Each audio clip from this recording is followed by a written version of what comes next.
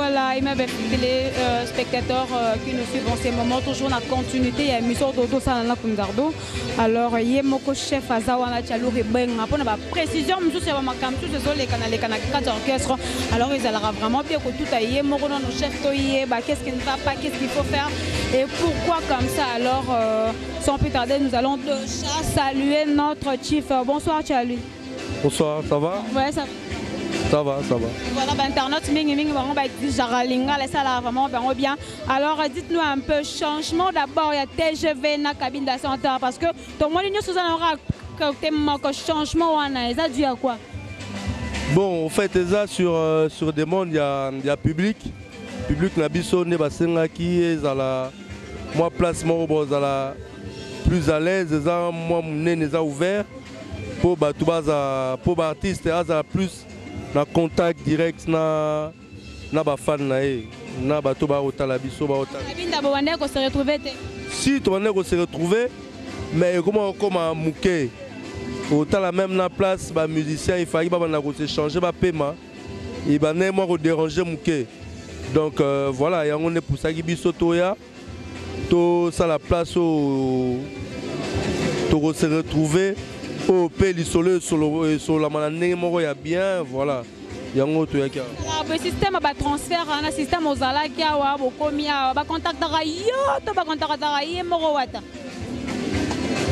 bon ba contact bureau administration ba contact paye moko donc ça dépend et ça que bon voilà so ba fan ba sengi biso yemo comme hasard à la tête il y a la team à Robenga biso, to fani, to sooli, to trouver et le Rosala bien pour la fanatique na biso. Voilà, to conclure. Hein. Pino un temps a proposé l'euro moroboé, pardon pour ça madame. Et comme il a rappelé Pino que non a proposé l'euro boé, Pino peut télémédias ou soit quand sur le bara, d'accord. Non, mais biso to travaille en la collaboration. Donc, ce qui a eu idée morobo impose à rater, impose à idée. Et ça likamutu. Ba prise de décision tout au sur la bisognoso. Alors concernant la production, que non, liba mon artiste alinga beta ba contactera yo bureau nyonso non? Non mais non normalement na ba structure nyonso ba yo contacter oui mais même ba contacter atina bango toujours na administration et ça administration muta gérera. Ba contrat nyonso ye a gérer contrat mon côté ye musana eza azu micro ayembi makamu ya ba contrat makamu susu etalaka kutu yete wana eza la administration muta gérer ngo eza administration muta gérer ngo donc produit na bino eza déjà na marché mais on remarque que nos bozo propulser mini rumba que générique pour na mini promotion générique ezate. Je ne pense pas que les GK Barouma, non, toujours privilégié. Ils ont album, ils ont la générique, ils ont la Barouma. Retirada et Bimaki, ils ont 4 génériques. Tu vois, il y a 4 génériques. Donc Mutu, Azo apprécié et Loko, na Nengazo Kelango. Nous, on ne peut pas imposer aux gens. C'est pas comme ça à la télé? Non, les gens bah c'est pelarana et loko oba moni et loko moni ça bien pour naïe azui. Tu vois, bisoto largué produit na marché. C'est maintenant à la population de juger. C'est pas à nous de juger. Nous on a fait un bon travail. Oui, pardon, c'est quoi? Et la population va juger. Si la télé, donc avec la TV, il faut population peut juger quand non, et leur on est fait la chaîne, leur on est fait la chaîne, ou soit promotion. Mais je ne pense pas. Il faut comprendre une chose. Album Maliboso, nous Maliboso bima un album auto larga qui y a le bossa qui BM. BM azagi yemoko. BM azagi temps ya circuler partout. Après album est bimi, mais tant l'album est bimi, il y a un clip qui sauté. Tu bimi ça, générique, clip générique na quelques chansons. Les lundis en fait, quand on est aussi la promotion, il y a générique pourquoi? Banzemo est bimi après, les obima, na clip malamoko, na clip on les obimi ça banzemo sika. Alors que promotion est au salema, ndenge moko ndenge au salema la banzemo ne moi ça na générique. Parce que les gens se disent parce que rumba wata paloli yemoko il y a plus promotion ezali générique. En fait animateur peut normalement faut se se retrouver dans sens ni que non animateur dans l'équipe ba si obi écrit non et ça là net moi je regardais ça non mon clip est kitoko ba créer kitoko mais il y a pas la promotion. Mais madame, entre nous, l'album, c'est l'album de Héritier. L'album où il fallait découvrir Héritier hors Place à Zalaki. Va découvrir Héritier. Héritier, c'est pas un animateur. Héritier, c'est un chanteur. Il y a bien aimé sur le chanteur. Donc il fallait découvrir notre Héritier na Banzembo. Découvrir bateau baza pembe héritier. Comme si on va découvrir déjà Héritier na Banzembo. To beta générique siko. Pour déjà to beta qui ba bini pe. Pour que ba générique bi maki avant bini ici hein. Pas vraiment. Bon. Sur bini ici pas vraiment. To bini ici générique mususu. S'il te plaît. S'il te plaît. Ils ont beta. Ils ont beta te. On est beta ma casse. Nous francs, on a minute yo. Quand on s'attend parce que toi tu es de la team Wata, ça la franc. Donc voilà. La promotion, tout ça la promotion nous monio so. Yo salé malango normalement. Ce qui est vrai reproche de gauche à droite, on va essayer d'améliorer. Donc voilà. Vous allez essayer d'améliorer, c'est pas un problème. Dites-nous un peu administratif, vous faites que non musicien longwe quelque part. Neti ba Arkelina Olivier Rabalonga la maison mère ba yaki kokote ezalaka direct tu bien bosola ngonanu. Non mais il est revenu sur le sola. Vous allez d'accord. Non et côté il y a mutunyo so na elongo il y a mutunyo so to sola. To sola ngo ezaka to fan na to taliba en jeu. To peser total ezala avantageux pour na biso. To salango mais en toute respect. Net biso to arando na mutute hein. Na maison mère. Place to uta vraiment. To dans arando. Non. Jamais. Les rumeurs, dites-nous un peu parce que Panzani, Badbarolo, Bango, Tomoni, Elenia Congo, Tchaki, moi, Melo, Morobo, que non, Kunzardo à Longwe. À ma grande surprise, tu es dans la répétition, Tokuti Kunzardo. Est-ce que Yébek et Kunzardo à Longwe, Bah, rumeur à Congo, ton message en Ango. Yomo Rosa présente, Moni Kunzardo. Yoga qui est net, Kunzardo, maison. Bien sûr. Bien sûr. Très sûr. Il y aura garanté. Ah ok, Kounosani. Pour ça déjà place à ça bien. Place à ça na place na e. Ligne makambo peut-être ne beau fou la unité. Ne beau fou la peut-être animation peut-être à lui makambo. A préféré na makambo peut-être pour la maison mais kuna net karambo jezali makambo zali. Alors là c'est pas grave de sauter déjà le but allez le remonter OK Luka kuna héritier déjà demain c'est déjà jeudi à Okita Kinshasa. Alors directement dans répétition, non Okita na ba répétition, vous en production. Mais Moussala il ne fera que ça toute sa vie. Donc, pour satisfaire le public, donc, ça va manquer bango. Tant voyez, et logo il faut ça là. Il faut payer ça bango. Oh, mais ça on paye ça bango. Ils ont avoir naé, na banzemo naé. Donc voilà. Et arrivé là, bino pende bo fandi wana pe.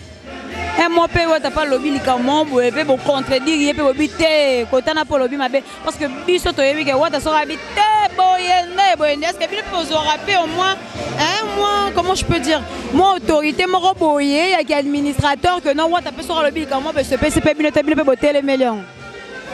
Mais déjà wata azora ba décision mo retard. Avant la décision tout fan nara sur une table après tout décider. Bien que Aza numéro 1, il y a un mouvement. Donc voilà, il ne prend pas les décisions seul. Donc ma décision tout aux Ouaka. Ils allaient tout dans la Pébisso. Ah, tala boy. Mais ming sur le plan artistique. Ming yem tazana ayebi. An oreille musicale, ayebi. tangu oyo azana na comment je peux dire azana na baisse to azana baisse te yem tazana oreille wana comprendre ngo et petit à petit biso va tout comprendre ngo mais avant de prise à décision quelconque tout fan na to solara expliquer biso pe tala boy na moni et logo oyo boy ezokene na ndenge mo bien te to réfléchir nini ngana boule boy bino boule nini attends to moni to salango boy to salango boy voilà donc il prend jamais les décisions seul tout fan aura toujours et puis tu la solution ensemble quoi. Nos anassos venus vendre devant la télévision reproche sur ça la wata pardon ce qu'on vendit devant la télévision que autant la wata ou bien de toi-même quand tu vois hériter Watanabe même pas la télé même en face comme ça soit ça tente de vendre pas na yo reproche sur ça la gain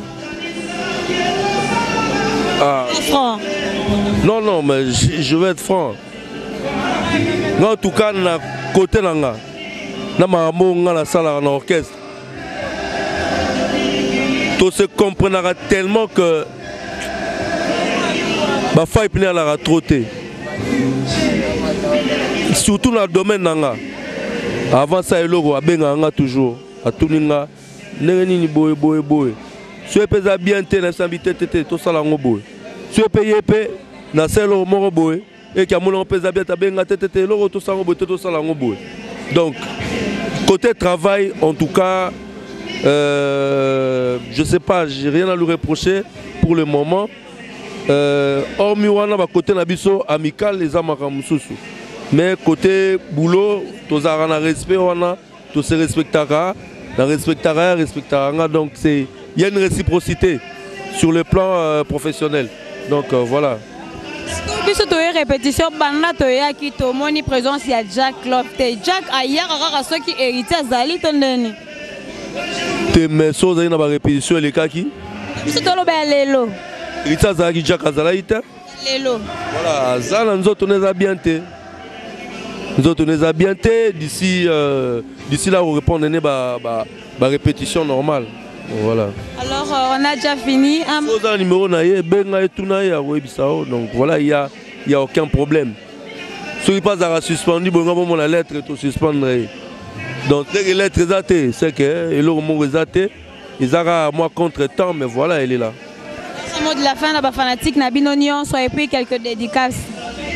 Bon, la fanatique na biso tout, on a aussi rara bango.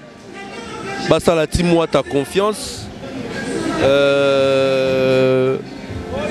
Héritier azana pona bango la team moi tezana pona bango to sela bango musala ya malamu donc et là on a reçu bango ga yango wana donc voilà ba souci nyonso bazali nango oh musicien boya ba suspendre oh boya longwe bino moko boye bomoni kunzardo lelo azawana et puis Jack Love bon a payé oya oyemba na e donc ils a boulot na bango donc voilà.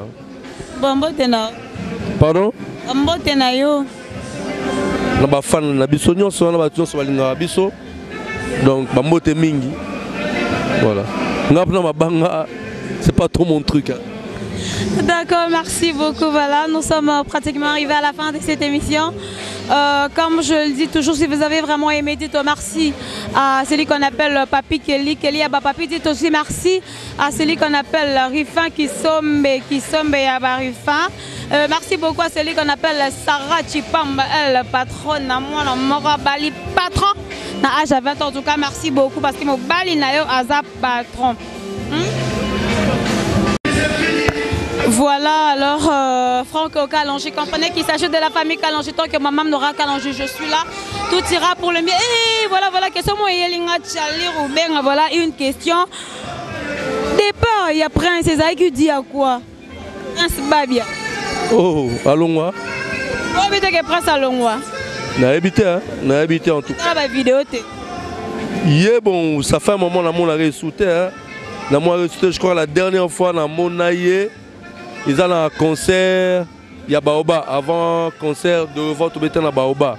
Mais après, nous avons la répétition.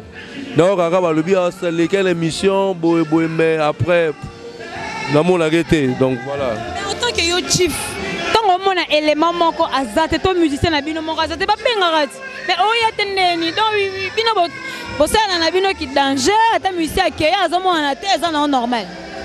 Non mais eza musala déjà moi la ngwa na téléphone tard na numéro T même nga na benga ke numéro elekaka papa mais il est temps azu téléphone faut benga nga pesa numéro parce que na bano rejoindre ye na numéro maman na ye en même temps non c'est les passeports na bano rejoindre ye na numéro maman na ye yemo direct aye na numéro T donc lelo eza entreprise ceux qui sont là quelque part dans l'entreprise, ceux qui sont malades ou aux empêchés pour une raison quelconque, tu dois écrire ou tu dois appeler au Benyo Lobby, voilà, absence dans les adultes à boé. Mais attends, tu es dans la jungle, tu es dans la zam, tu es dans la place moro loi ezate au monde à la raté, au Benga raté, le moroté. Problème à moi et pour maman beaucoup de gens on a moi ceux qui n'est ceux qui maman les gars na teva le bas ceux qui pendeng ni nyango binosco kanda na bokiti le moi non n'importe quoi non n'importe quoi bon maman na bandolo balelo surtout on olanda maman so bandolo ba biso to mélangeara sentiment te na maman tali boulot le professionnel et les sentiments nous on mélange pas ce mouton ça moussa na bien azo respecter ba normes ba règlement et orchestre tout dans la problème na été maram o maman na lobaki boy o yemo lobaki boy ils ont engagé ka bango ba maman na bango donc biso prendre la biso ça tout le monde a une répétition o ya ko sa boulot na on est mutu to sa boulot mais tant aux hommes na té qu'est-ce que tu veux que les gens fassent les longs minutes ceux qui bengi soit ailleurs répétition aux années le bienvenu on travaille na sokaye mais il faut y justifier l'absence na yezaki dû à quoi. Il faut justifier. Soit rappeler une justification à zone un mouvement, c'est ça. Mais soit appeler une justification, pourquoi pas Bayokaye. Voilà. Appeler une justification, pourquoi absence naïe, n'a pas répétition, n'a pas concert. Voilà, il faut se justifier. Si on est Konzardo, na concert à Zala qui a se justifié, à Matina podium, ce qu'on a tout à Babi à Prince, il faut se justifier. Yo za sûr que Konzardo se justifié. Non, même pas. Kunzardo a hier samedi parce que Abanego a bien été. Moutolo Bao a bien été. Abengi Abi a oyate parce que a bien tazobela. Tout que forcer à ça boulot. Voilà, papa Malam, moi, couvraga, moi, attends, moi, c'est justifié. Qui mais papa Malam, ça l'a bon. En tout cas, félicitations, moi, pas moi, le bon maman. Voilà, déjà, des annonces qui n'engagent chers téléspectateurs. Retrouvez-moi déjà prochainement dans un nouveau numéro avec un nouveau invité. Mais toujours avec la mère présentatrice Nora Kalangilawitch, que je suis. Merci beaucoup à celui qu'on appelle la Barézi. Bel homme, hein? Balobi, levé là qui bisso. Collègue Nabiso Médio, merci parce que Priscilla Makangila la Megan, merci pour l'assistance. Et si vous nous avez vraiment capté 165 chez vous, c'était grâce à celui qu'on appelle Pati Salé, Salé Abapati. Bisous.